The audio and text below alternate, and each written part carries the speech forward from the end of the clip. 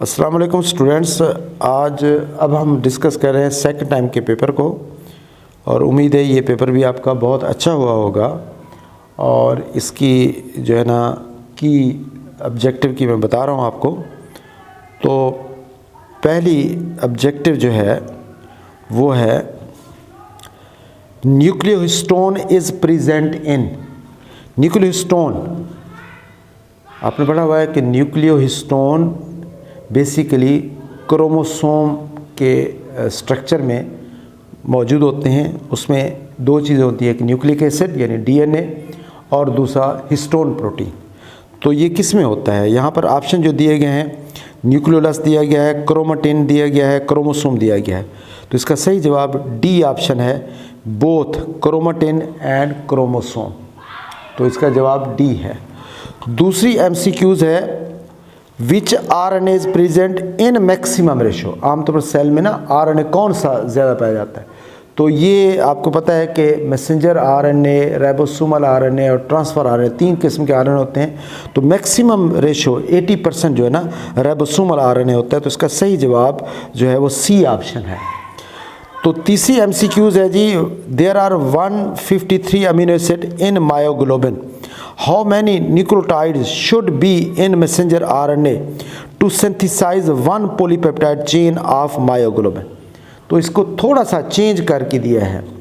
Haemoglobin के बारे में तो बताया गया है, मायोग्लोबिन के बारे में आपको पता है कि मायोग्लोबिन की होती भी एक पॉलीपेप्टाइड चेन है। उस एक पॉलीपेप्टाइड चेन में 153 अमीनो एसिड होते हैं, 153 अमीनो एसिड होते हैं। और आपने पढ़ा हुआ है एक अमीनो एसिड के लिए जो मैसेंजर आरएनए पर कोड बनाते हैं वो 3 न्यूक्लियोटाइड बनाते हैं। तो एक के लिए 3, तो 153 के लिए कितना होंगे? इसको 3 से आप मल्टीप्लाई कर दें, तो 3 से मल्टीप्लाई करेंगे 9, 459। देखिए 459 ऑप्शन ठहरा हुआ है, डी ऑप्शन इसका जवाब है। Each turn off DNA has base pair. Her turn में कितने बेस पेयर होते हैं? तो आपको पता है 10 होते हैं। इसी तरह जनाब पांचवी एमसीक्यूज है, in each nucleotide phosphoric acid is attach to dash number of carbon. तो फास्फोरिक एसिड न्यूक्लियोटाइड के अंदर कार्बन नंबर 5 से अटैच होते हैं। तो डी ऑप्शन इसका जवाब है। तो छठी एमसीक्यूज है, which base pairing absent in DNA. आपको पता है कि डीएनए में बेस पेयरिंग कौन सी नहीं होती? एडेनिन और यूरेसिल, क्योंकि यूरेसिल जो है वो डीएनए में नहीं पाया जाता। बी ऑप्शन जवाब है।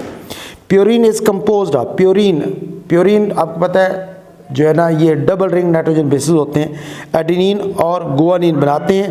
तो ए ऑप्शन इसका जवाब है। विच इज़ लिपिड, इनमें लिपिड कौन है? तो इनमें लिपिड जो है वो काइटिन भी नहीं है, स्टार्च भी नहीं है, सेलुलोज भी नहीं है। तो इसका सही ऑप्शन बी ऑप्शन है, रबर। चले जी, अब 9वीं एमसीक्यूज़ है, विच इज़ नाइट्रोजिनस बेस। इनमें नाइट्रोजिनस बेस कौन सा है? देखिए ग्लाइसिन अमीनो एसिड है, एलेनिन अमीनो एसिड है, लाइसिन अमीनो एसिड है, एथनल अमीन जो है ये नाइट्रोजन बेस है।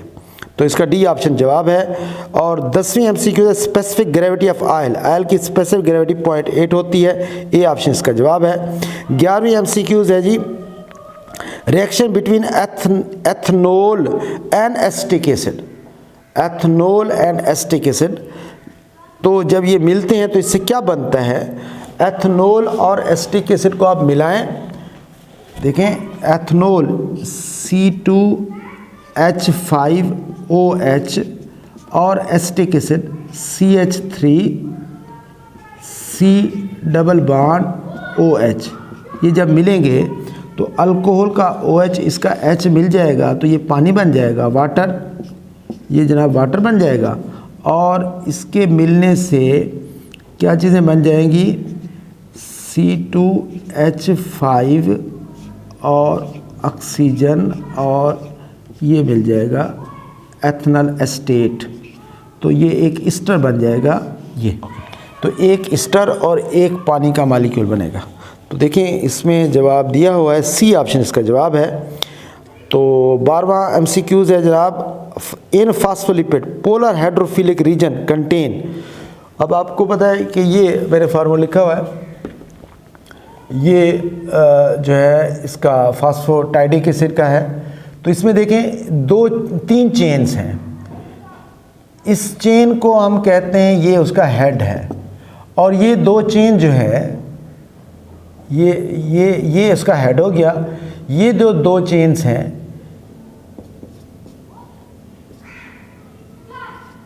ये 2 चेन्स ये जो होती हैं ये उसकी नॉन पोलर पार्ट है, ये नॉन पोलर पार्ट है, ये पोलर पार्ट है। तो इस तरह जो है ना पोलर पार्ट को हम कहते हैं हाइड्रोफिलिक, नॉन पोलर पार्ट कहते हैं हाइड्रोफोबिक।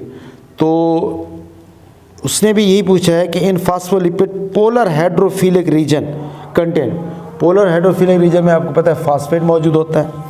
तो जवाब इसका दिया हुआ है, तो इसका जवाब बनता है जी B option.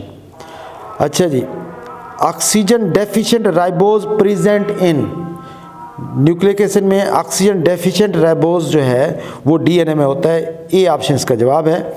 Which one is nucleoside, इनमें न्यूक्लियोसाइड कौन सा है? न्यूक्लियोसाइड देखें जी, सी ऑप्शन है साइटिडीन, बाकी सारे न्यूक्लियोटाइड हैं। अच्छा जी, formation of DNA from messenger RNA is, ये सिंपल सी डेफिनेशन है, मैसेंजर डीएनए का मैसेंजर आरएनए से बनना, डीएनए मैसेंजर आरएनए का डीएनए से बनना ट्रांसक्रिप्शन होता है। अगर इसको रिवर्स कर दें, मैसेंजर आरएनए से डीएनए के बनना, इसको रिवर्स ट्रांसक्रिप्शन कहते हैं। तो सी ऑप्शन इसका जवाब है। यीस्ट हैज़ एडेनिन, अब यीस्ट के अंदर एडेनिन की तादाद कितना होती है? यीस्ट में, ये आपकी बुक में टेबल दी हुई है, एरवन जारगाफ के मुताबिक एडेनिन की तादाद थायमीन के बराबर होती है। तो यीस्ट के अंदर जितना थायमीन की तादाद होगी, एडेनिन की उतनी तादाद होती है। तो ये बनती है सी ऑप्शन 32.9। लास्ट है जी, if red blood cells of carp has DNA 3.3 then its genome has DNA, then its gamete has DNA। आपको पता है रेड ब्लड सोमैटिक सेल है, सोमैटिक सेल में DNA की तादाद डबल होती है, जबकि जर्म सेल में DNA की तादाद हाफ होती है, क्योंकि वो मियासिस के थ्रू बनते हैं। इस वजह से इसकी रेशो बनेगी 1.6, डी ऑप्शन इसका जवाब है। तो इस तरह ये आपके MCQs हो गए। अब आते हैं हम शॉर्ट क्वेश्चन पर। तो पहला शॉर्ट क्वेश्चन है, differentiate between animal fats and plant fats. लिखना उसी तरह है, उम्मीद है वैसे भी लिखा होगा, कॉलम की सूरत में एनिमल फैट्स और प्लांट फैट्स। आपको पता है कि एनिमल फैट्स जो होते हैं आमतौर पर सॉलिड होते हैं एट रूम टेम्परेचर, और प्लांट फैट्स लिक्विड होते हैं। एनिमल फैट्स आमतौर पर सैचुरेटेड होते हैं, प्लांट फैट्स जो होते हैं अनसैचुरेटेड होते हैं। तो ये 2 आप करेक्टर बताएंगे। एक सवाल ये हो गया। दूसरा है जी, what are terpenoids, what are terpenoid? Terpenoid basically एक कंपाउंड है, रबर से रिलेटेड कंपाउंड है लिपिड का, और ये कंपाउंड आइसोप्रीनाइड C5H8 की जो है ना रिपीटिंग से, यानी मैं सिंपल से समझा दूं कि अगर ये आइसोप्रीनाइड है, ये फार्मूला जो है ना किसका है? आइसोप्रीनाइड का। अगर आइसोप्रीनाइड को हम बार बार मिलाते जाएं, मैं सिंपल कहता हूँ ये आइसोप्रीनाइड है, इसको मैं बार बार मिला रहा हूँ ऐसे ऐसे ऐसे ऐसे, तो ये सारी जो कम्प्लेक्स स्ट्रक्चर बन जाएगी वो बन जाएगी टर्पिनाइड की। तो रिपीटिंग यूनिट के बार बार मिलने से जो कम्प्लेक्स कंपाउंड बनता है उसको टर्पिनाइड कहते हैं। इसकी मिसालें रबर, कैरोटिनाइड, ये वगैरह देंगे आप। हाँ जी, ड्रा दी फार्मूला फास्फोटाइडल कोलिन, ये फार्मूला मैंने लिख दिया है फास्फोटाइडल कोलिन का। फास्फोटाइडल कोलिन जो है वो 3 कंपोनेंट से मिलकर बनता है, एक ग्लिसरॉल और दूसरा फैटी एसिड, तीसरा फास्फोरिक एसिड, चौथा कोलिन। तो ये ग्लिसरॉल वाला पार्ट है, ये फैटी एसिड वाला पार्ट है, ये फास्फेट है, ये कोलिन का फार्मूला है। तो ये फार्मूला लिखेंगे आप। Differentiate between purine and pyrimidine. तो प्योरीन और पेरीमेडिन का फ़र्क ये है कि प्योरीन नाइट्रोजनस बेसिस हैं, डबल रिंग नाइट्रोजनस बेस हैं, इनका मॉलिक्यूलर वेट ज़्यादा होता है और इनकी मिसालें हैं adenine, guanine. Pyrimidine single ring nitrogen bases हैं, इनका मॉलिक्यूलर वेट कम होता है, इसकी मिसालें साइटोसिन, थायमीन या यूरेसिल होती हैं। What is gene give example, ये बेसिकली वही इन्फॉर्मेशन है जो आपकी बुक में डीएनए वाले टॉपिक में दी हुई है। जीन की तारीफ ये है कि gene are the unit of inheritance, gene are the part of DNA, और जीन की आप एग्जाम्पल देंगे जैसे एस्क्रेशिया कोलाई में बताया गया है कि एस्क्रेशिया कोलाई एक बैक्टीरिया है जिसके अंदर सिंगल डीएनए होता है।